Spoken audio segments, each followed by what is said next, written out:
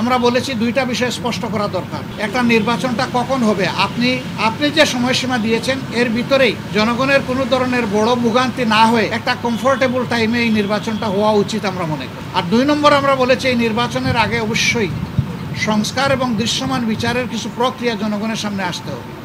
নির্বাচন হয়, এই নির্বাচনে জনগণ তাদের প্রত্যাশা পূরণ করতে পারবেন।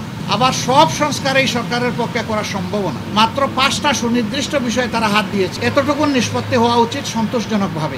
এর পাশাপাশি এখানে জুলাই প্রক্লেমেশনের ব্যাপার স্যাপার আছে, এগুলা সংস্কারের সাথে জড়িত।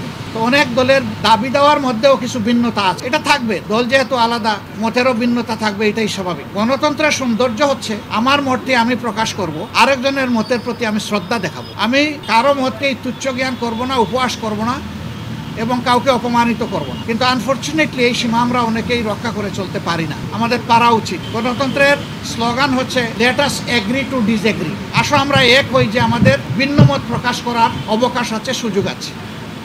এই থিওরির উপর আমাদের সকলকে আসতে হবে।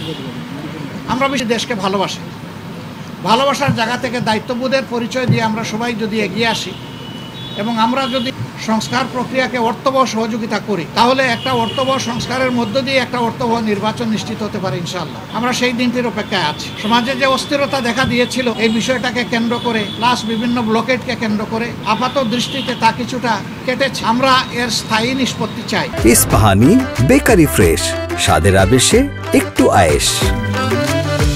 এবং আমরা মনে করি যে 2টা রোডম্যাপ ঘোষণা করলেই তার অনেকটাই সমাধান হয়ে যাবে। একটা হচ্ছে সংস্কারের রোডম্যাপ, আর একটা হচ্ছে নির্বাচনের রোডম্যাপ। এই দুইটাই অতীব গুরুত্বপূর্ণ বলে আমরা মনে করি। আপনারা আজকে এখানে এসেছেন, আপনারা ইতিমধ্যে বিএনপির বন্ধুরা এসেছেন, তাদের কথা আপনারা শুনেছেন, আমাদের কথা আপনারা ধৈর্য ধরে শুনলেন। এই জন্য আমরা আমাদের পক্ষ থেকে আপনাদের প্রতি কৃতজ্ঞতা জানাই এবং ধন্যবাদ জ্ঞাপন